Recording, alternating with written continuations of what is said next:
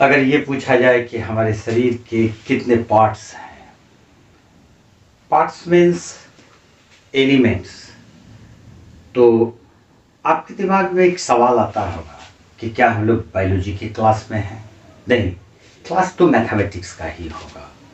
आज हम लोग डिस्कस करेंगे एक ऐसे टॉपिक पर जो कि काफ़ी डिमांडिंग हमेशा से रहा है। लेकिन हम लोग पार्ट्स पर बात कर रहे थे, हमारे शरीर के कितने पार्ट्स हैं, या कोई भी एनिमल है उसके शरीर के कितने पार्ट्स हैं, या कोई भी ऑब्जेक्ट है तो उसमें कितने एलिमेंट्स हैं।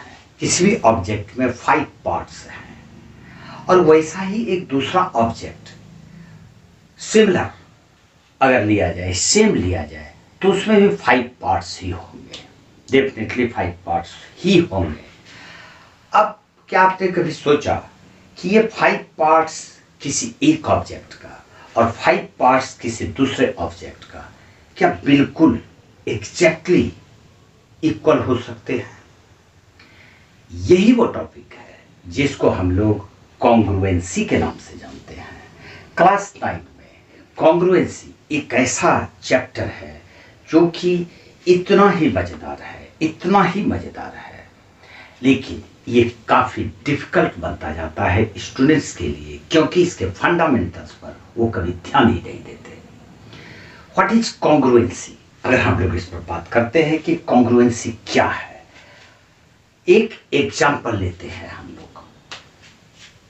ये एक सर्किल है, किसी भी डायमीटर का, ये हमने एक सर्किल ले लिया। एक दूसरा सर्किल हम लोग ले लेते हैं, ये दूसरा सर्किल है।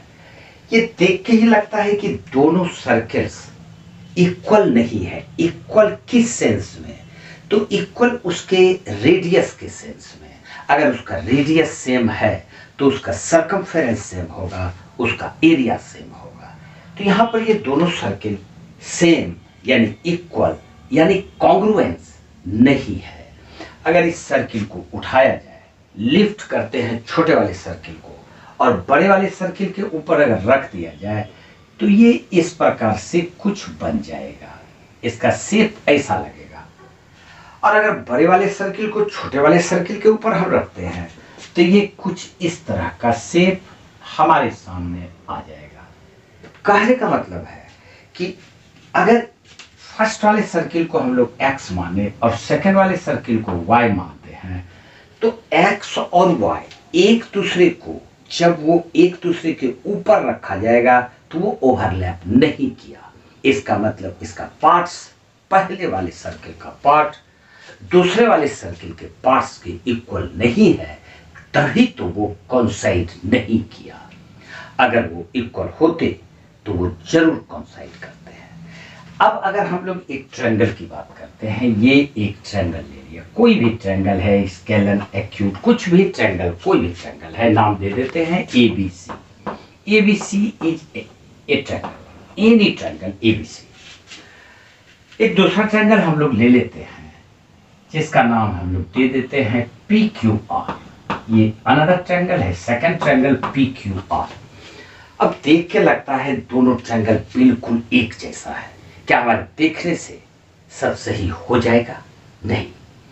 हम अगर किसी चीज को देखते हैं तो ये हमारा ऑब्जर्वेशन है, लेकिन उसमें एक्यूरेसी कितनी % है ये मुश्किल है बताना। अगर PQ का लेंथ हम मेजर कर लें और AB का लेंथ मेजर कर लें, अगर ये दोनों बराबर आ जाए तो हम लिखेंगे AB is equal to PQ। That is the length of AB and PQ are equal।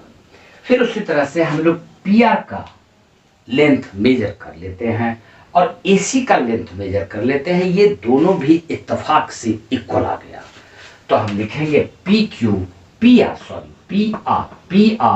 is equal to AC। इस दोनों ट्रायंगल का दो साइड्स इक्वल आ गया। अब बच जाता है इसका थर्ड साइड QR और इसका BC। तो QR का लेंथ और BC का लेंथ भी इक्वल आ ही गया। इसका मतलब है कि अगर हम किसी भी ट्रायंगल को उठा लेते हैं, अगर उसको लिफ्ट कर लिया और दूसरे ट्रायंगल के ऊपर अगर हम उसको रख देंगे तो कुछ ऐसा डायग्राम बनेगा। कैसा बनेगा? तो ऐसा। ये ट्रायंगल एबीसी था, पहले से ये ट्रायंगल एबीसी रखा हुआ था, जिस जगह पे उस जगह पे है। पीक्यूआर को उठाया और इसको इसके ऊपर रख दिया, तो ये रखने के बाद ये बिल्कुल इस प्रकार से इसको ढक लेता है, इस तरह से। और ऐसा लग रहा है ये P, ये Q और ये R बन गया। ऐसा लग रहा है जैसे कि कोई एक ही ट्रायंगल है, दो ट्रायंगल तो है ही नहीं।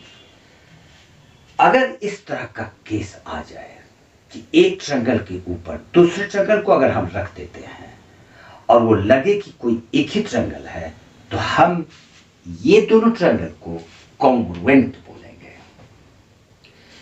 सर्किल की तरह ये केस नहीं हुआ। सर्किल में आप देख रहे हैं कि दोनों अलग अलग है, एक दूसरे के ऊपर ओवरलैप नहीं किया, लेकिन ट्रायंगल के केस में ये एक दूसरे के ऊपर ओवरलैप किया, इसलिए हम इसको कॉन्ग्रुएंट बोलेंगे। यहां पर एक बात नोट करने लायक होगी, ए और पी एक ही जैसा लग रहा है। जब ए और पी एक ही जैसा लग रहा है, इसका मतलब एंगल ए और एंगल पी बराबर ही होगा। तो हम इस केस में लिखेंगे angle A is equal to angle P, क्योंकि अगर छोटा बड़ा होता तो उस केस में उसका डायग्राम कुछ ऐसा होता।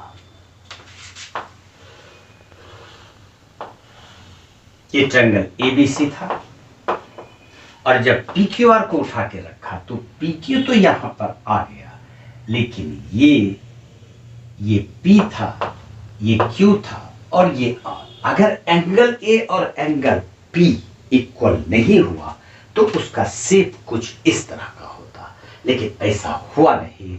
वो शेप इस तरह का हुआ तो हम कह सकते हैं कि एंगल ए और एंगल पी इसका डिग्री मेजर इक्वल है, तो हम एंगल ए और एंगल पी को इक्वल कह सकते हैं। अब बी और क्यू के साथ सेम केस है, तो हम बोलेंगे angle P is equal to angle Q, और उसी तरह से एंगल आर और एंगल सी एक दूसरे को पूरी तरह से ढक लिया है। जैसा कि यहाँ पर एंगल आर यहाँ है और एंगल सी यहाँ है, ये पूरी तरह से इसको कवर नहीं किया, तो इस केस में ये दोनों इक्वल नहीं है, लेकिन इस केस में ये दोनों इक्वल है। तो हम लिखेंगे angle C is equal to angle R. अगर ये पहला वाला केस यानी केस वन, अगर 3 sides of one triangle are equal to 3 sides of second triangle, ये पहला केस है। अगर ऐसा है तो ये केस ऑटोमेटिकली होगा ही। और जब ये दोनों सत्य हो जाए तो हम बोलेंगे ये दोनों ट्रायंगल कॉन्ग्रुएंट है। कॉन्ग्रुएंट का साइन इक्वल टू दे देते हैं, इक्वल टू मतलब बराबर हो गया, लेकिन कॉन्ग्रुएंट है तो ये इस तरह दे देंगे, तो ये कॉन्ग्रुएंट का साइन है, चिन्ह है। आप जब भी लिखेंगे ट्रायंगल ए बी सी, अब ये दोनों बात देखने के बाद हम क्लियरली लिख सकते हैं triangle A B C congruent triangle P Q R. इसी को बोलते हैं कॉन्ग्रुएंसी, कॉन्ग्रुएंस ऑफ ट्रायंगल्स। अगर किसी ट्रायंगल का 6 elements, there are 6 elements in a triangle, 3 sides and 3 angles. All the 6 elements of one triangle are equal to 6 elements of second triangle or other triangle. Then we can see that the two triangles are congruent. हम बोलेंगे कि वो दोनों triangle congruent है। लेकिन कोई भी दो ट्रायंगल्स कॉन्ग्रुएंट किस तरह से हो सकते हैं? कौन कौन क्राइटेरियन है जिसके आधार पर हम बोलेंगे कि ये दोनों ट्रायंगल कॉन्ग्रुएंट है? सिर्फ ट्रायंगल की कॉन्ग्रुएंसी को हम लोगों को पढ़ना है, सर्कल की कॉन्ग्रुएंसी, क्वाड्रिलेटरल्स की कॉन्ग्रुएंसी पर डिस्कस नहीं करेंगे। छोटा सा है, एक ही टॉपिक पढ़ना है, कॉन्ग्रुएंसी ट्रायंगल्स का। देयर आर 4 क्राइटेरियन, 4 तरह से हम किसी भी ट्रायंगल, 2 ट्रायंगल्स को कॉन्ग्रुएंट कर सकते हैं। वो आता है नंबर 1 एस एस एस, जिसको हम लोग बोलेंगे साइड साइड साइड। अगर किसी एक ट्रायंगल का 3 साइड्स दूसरे ट्रायंगल के 3 साइड्स के बराबर हो जाए, इक्वल हो जाए, तो हम बोलेंगे वो दोनों ट्रायंगल कॉन्ग्रुएंट है। और कंडीशन लिखेंगे एस एस एस। सेकंड में आ जाएगा एस ए एस। यहां पर एस ए एस नोट करने वाली बात है, दोनों साइड में है, दोनों साइड्स साइड में है और एंगल बीच में है। यानी कि अगर किसी ट्रायंगल का ये वाला साइड अगर इसके इक्वल हो जाए और ये साइड अगर इसकी इक्वल हो जाए, तो 2 साइड्स और इंक्लूडेड एंगल, यहां पर बीच में जो लिया गया है तो ये होगा इंक्लूडेड एंगल, दोनों साइड से जो एंगल बना हुआ है वही लग गया। तो इसका इंक्लूडेड एंगल ये आ गया। अगर एंगल ए एंगल पी के इक्वल आ जाए तो हम उसको एस ए एस बोलेंगे, S A S congruency. Number third में हम लोग का एक थ्योरम आता है, एक इसका क्राइटेरियन है जिसको बोलते हैं ए एस ए, और इसको आप लिख सकते हैं ए एस। ये इस पर हम लोग डिस्कस करेंगे। इसमें कोई भी ट्रायंगल का एनी टू एंगल्स, मैं फिर दोहराता हूं, किसी भी ट्रायंगल का कोई भी 2 एंगल्स किसी दूसरे ट्रायंगल के किसी भी 2 एंगल्स के इक्वल हो और कोई एक साइड अगर बराबर हो जाए तो हम उसको कॉन्ग्रुएंट बोलेंगे। यहां पर E यानी कोई भी एक एंगल हम लोग B ले लेते हैं, मान लेते हैं Q के इक्वल है। फिर S मान लेते हैं इसका ये वाला साइड BC और इसका BC के जगह पे QR इक्वल होगा। और फिर A है यानी कि एंगल, कोई भी एंगल, ये एंगल, तो हम लोग इस एंगल को ले लेते हैं इसके इक्वल, यानी 2 एंगल्स कोई भी और एक साइड अगर इक्वल आ जाए तो वो ट्रायंगल कॉन्ग्रुएंट होंगे और उसका क्राइटेरियन होगा ASA या AAS। नंबर 4 थोड़ा सा डिफिकल्ट है, ये आता है RHS।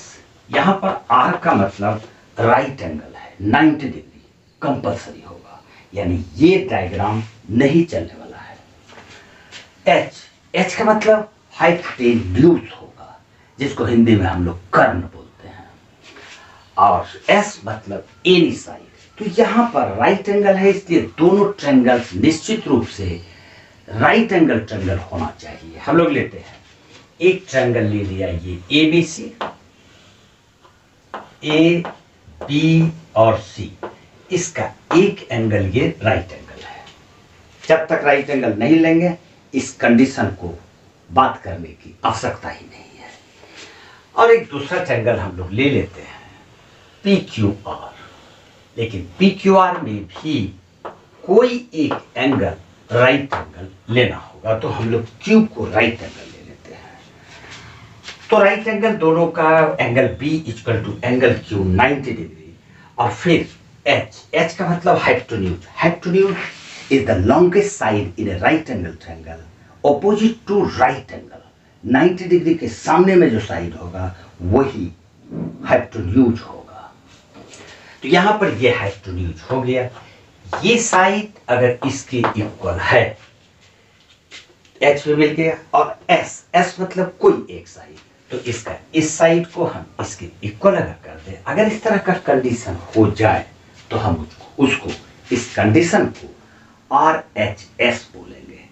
ये 4 तरह से आप किसी भी 2 ट्रायंगल को कॉन्ग्रुएंट कर सकते हैं। काफी कॉम्प्लिकेटेड चैप्टर है।